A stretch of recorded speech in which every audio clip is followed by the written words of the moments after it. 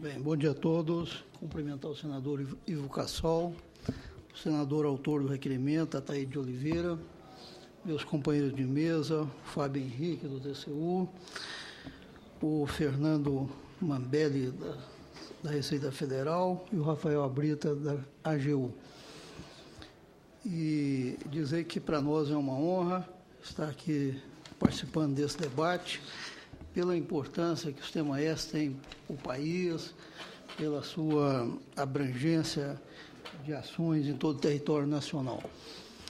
O Sistema S é um cliente nosso, dos nossos trabalhos, justamente pela natureza jurídica da contribuição social, que é a sua principal fonte de receita.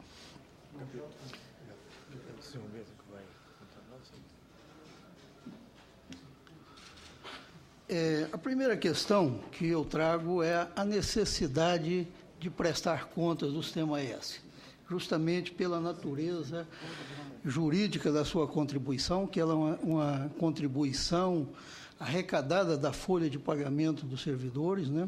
Ela tem um percentual que insere sobre a folha. Então, a natureza dela é de recursos públicos e, portanto, se submete às regras dos recursos públicos. Independente da natureza jurídica das entidades, se é pública ou privada, no caso dos S, ela se põe como um regime paraestatal, elas são obrigadas a prestar contas. E aí se submete também ao trabalho do controle interno de acompanhamento, as auditorias anuais e tal. Então, desde o Decreto-Lei 200, já traz essa obrigação que as entidades e organizações em geral, de personalidade jurídica e privada, que recebem contribuições parafiscais e prestam serviço de interesse público e social, estão sujeitos à fiscalização do Estado nos termos das condições estabelecidas pela legislação.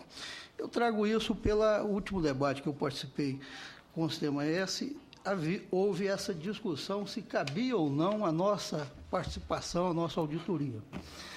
Então, além do Decreto-Lei 200, o 93.872 também traz essa responsabilidade ao Serviço Social Autônomo também de prestar contas das suas ações, ou seja, mais uma vez, o que carrega a responsabilidade é a ação pública desempenhada pela entidade. A Lei 8.443, que é a lei orgânica do TCU, também traz também essa responsabilidade de julgar as contas das contribuições parafiscais. O 74, nos seus diversos artigos, fala em avaliar o cumprimento, quer dizer, atribui ao sistema de controle interno a responsabilidade de avaliar o cumprimento das metas, comprovar a legalidade e avaliar os resultados dos gestores públicos, e aí ele, inclusive, alcança os entes privados, que também recebem e gerem recursos públicos, no item 2 da Constituição. E apoiar o controle externo, lá também na sua missão de julgar. Estou passando rápido, porque, na verdade, é apenas fazer um enquadramento do primeiro item do requerimento do senador Ataíde quanto à natureza jurídica e o dever de prestar contas. O Sistema S, ao todo, no país, 202 unidades gerem recursos públicos. Tá? Aí tem uma escala de 2005 a 2011, com o número de entidades que prestaram contas. Essa curva decrescente, em função de decisões do tribunal de fazer um rodízio de áreas, ele passou a utilizar uma certa rotação nas entidades que prestam conta. Por isso que não ficou linear as 202 unidades. Também as certificações, nós tivemos, aí também não foge muito de um padrão, nós temos aí certificações regulares, com ressalvas irregulares. Eu trago também alguns dados dos 2 últimos exercícios. Principais falhas. As principais falhas encontradas por nós tem sido na questão de licitação, problemas de planejamento do que se vai comprar, a formalização e a realização de procedimento licitatório, a oportunidade e a necessidade da contratação. Esses são um dos primeiros pontos que nós examinamos numa aquisição, que é se há necessidade daquela contratação. A realização de pesquisa e a justificativa do preço, ou seja, se o preço é justo, o preço que está se comprando, que se vai pagar é um preço justo, se o ente que vai comprar tem certeza do preço que ele pode pagar, então, por isso a pesquisa, a publicidade desse certame licitatório, se está havendo obediência a esse princípio da publicidade, o número mínimo de participantes e as exigências quanto à regularidade fiscal, edital e julgamento. Aqui é apenas um painel em licitação, a gente tem apontado questões nessa direção aí. Pessoal, é uma despesa significativa também, até pela natureza da atividade do Sistema S, que é de capacitação, envolve sempre muita contratação de pessoal, inobservância aos princípios constitucionais da realização de processo seletivo. O Sistema S tem que seguir os princípios também de seleção das pessoas que vai contratar, principalmente quanto à publicidade dos critérios de vaga, classificação e procedimento para interposição de recurso. Também esses apontamentos nesse tipo de despesa têm sido objeto de apontamento nas nossas auditorias, que são encaminhadas ao julgamento do TCU. Na parte financeira, deficiência nos procedimentos de gerenciamento de convênios, tendo em vista a ocorrência de falhas no acompanhamento e na prestação de contas. Nós também temos apontado muitas deficiências nessas transferências de convênio, principalmente transferência entre federações e órgãos ligados à própria corporação. Na parte patrimonial, fragilidade nos controles dos bens patrimoniais. Tá? Em geral, para não ser tão detalhado, aqui pega a parte mais em bloco. Transparência no Sistema S. A situação atual, hoje, é uma falta de uniformidade das demonstrações financeiras. Nas 202 unidades, eles têm procedimentos diferentes de registro, de contabilidade, de escrituração das suas despesas. Alguns seguem a 4.320, outros seguem outras legislações, outros... não há uma uniformidade, mesmo dentro de um mesmo S, quer dizer, o federal tem um procedimento e cada estado tem regulamentos próprios. Adoção de formatação de planos de contas diferente. Isso também é um desafio para o acesso à informação. Arrecadação direta também tem sido um dos apontamentos, e isso dificulta o controle. O volume expressivo de recursos aplicados no mercado financeiro. A tela seguinte eu trago uma demonstração. Ele praticamente hoje quase que equivale à receita de contribuição. E autonomia dos entes regionais. Quer dizer, não é visto como um sistema. Quer dizer, apesar de ser um sistema, há um excesso de autonomia.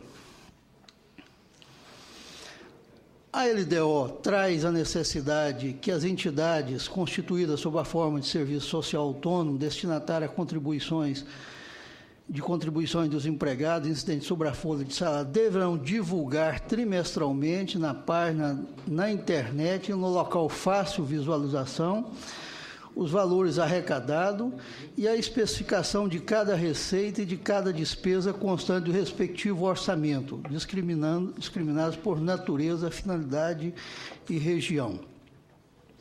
Essa é uma exigência legal que ainda não está plenamente sendo atendida. Algumas entidades já estão ajustando os seus sítios eletrônicos em observância a esse estabelecido na LDO.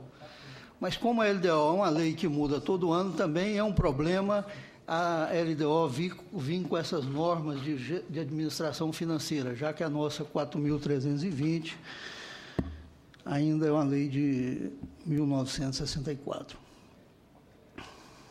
que é a lei que trata. A lei de acesso à informação, ela também inovou ao exigir que mesmo as entidades privadas que recebam e realizam as ações de interesse público, recursos públicos diretamente do orçamento ou mediante subvenções sociais, contrato de gestão, termo de parceria, convênios, acordo, estão alcançadas pela lei de acesso à informação. E há questionamento se o Sistema S deveria ou não obedecer à lei de acesso. Para nós não temos nenhuma dúvida de que ela alcança, com esse dispositivo aí, a total direito de cada cidadão de exigir as informações a qualquer tempo, segundo a lei de acesso. Desafios da transparência. É composto por várias entidades de cada setor finalista, com peculiaridade quanto à estrutura, quer dizer, a ideia da composição federativa, autonomia e normativos próprios, totalizando 202 unidades, incluídas os departamentos nacionais e regionais. Não há divulgação dos gastos e os recursos recebidos, dificultando a validação de dados contábeis quanto a despesas e receitas realizadas. Inexistem sistemas corporativos, exemplo do CIAF, do CIAP, do Comprasnet, para consulta e acesso aos dados. Essa é uma dificuldade que nós, auditores, temos de acesso aos dados do SEMAES. Quer dizer, a gente pede em planilhas e recebe os dados para poder fazer o trabalho. O que está sendo realizado, então, pela CGU? Acompanhamento das despesas realizada por meio de encaminhamento de planilhas que detalham as licitações, os contratos, as transferências realizadas, as licitações de pessoal contratado no exercício. Ou seja, eu não tenho acesso direto ao sistema, eu tenho que pedir o banco de dados e trabalhar esse banco de dados de cada sistema e de cada unidade, muitas das vezes a unidade em cada estado. Acompanhamento de assuntos finalísticos, tais como Cozinha Brasil, assistência odontológica, gratuidade e o Pronatec. Nós estamos com trabalhos nessas ações conduzidas pelo Sistema S. Elaboração de propostas para a criação de um portal agregando as informações de despesa, receita e atividades finalistas no âmbito de todas as entidades do Sistema S. Quer dizer, nós trazemos aqui uma proposta de que haveria necessidade de ter um portal, um endereço único, onde o cidadão pudesse ali encontrar todas as informações do Sistema S. Eu vou apresentar mais na frente a ideia deste portal. É um portal semelhante ao que nós temos na CGU, com as despesas, a receita, os convênios, as entidades e os cursos. Tá? Você poderia filtrar por exercício, por regional, por entidade, por favorecidos, enfim, ter toda uma gama de possibilidade de acesso, facilitando o acesso às pessoas. E aí esses dados viriam assim, por exemplo, dados em licitação, você teria quais são as compras, a descrição do que está sendo comprado, qual foi o critério do julgamento, qual a empresa que ganhou, o CNPJ e os valores. Isso facilitaria enormemente o trabalho de acompanhamento e de avaliação, tanto pelos órgãos de controle, quanto pela sociedade, pelo público interessado. Na linha das receitas, a mesma forma, quer dizer, a discriminação, o que é a receita de contribuição, o que são as receitas financeiras do Sistema S, receitas de serviço, outras receitas, o que é convênio em cada entidade e o total, então, dessas receitas. Quer dizer, tudo isso num único portal, num único endereço. Nós poderíamos ter também, nesse portal, as transferências concedidas. A quem o Sistema S está transferindo os recursos? também por natureza, por unidade regional, por entidade, por favorecido, enfim, todos aqueles filtros ali. E aí nós teríamos esse tipo de informação. Se é um contrato de repasse, se é um patrocínio, se é uma outra forma de transferência, qual é o instrumento, a data, o valor pactuado e o CNPJ da entidade beneficiária. Empregados também, é uma outra exigência da lei de acesso, que tem que ser disponibilizado os salários das pessoas na internet. Também nós teríamos como ter acesso aos empregados, o seu CPF, o cargo, por regional e por entidade. E ali viria, então, editais publicados e em andamento. Também você teria esses editais que são, na verdade, os cursos oferecidos que a população pudesse ter acesso por ano, por regional e por entidade. Tá? Aí também seria um tipo de exemplo de informação que pudesse estar nesse tipo de portal. Os cursos aqui também, selecionando por exercício, por regional, por entidade, por tipo de curso, se é oferta, se é curso realizado, busca por aluno. Se quiser saber se o aluno estudou ali, você teria também as informações. Eu só pedia para o senhor Valdir que pudesse fazer já o complementamento final, que já passou 3 minutos já. Perfeito. Tá, para você poder fazer o encerramento. Eu já concluí. A minha mensagem que eu quero deixar é que é preciso, há um espaço para o incremento da transparência no Sistema S. Isso ajudaria aos próprios Sistema S, que facilitaria o seu processo de prestação de contas, tanto ao seu público-alvo, como às entidades de controle, como ao Congresso Nacional, e como a cada cidadão que está interessado no serviço do Sistema S. Muito obrigado. Olha.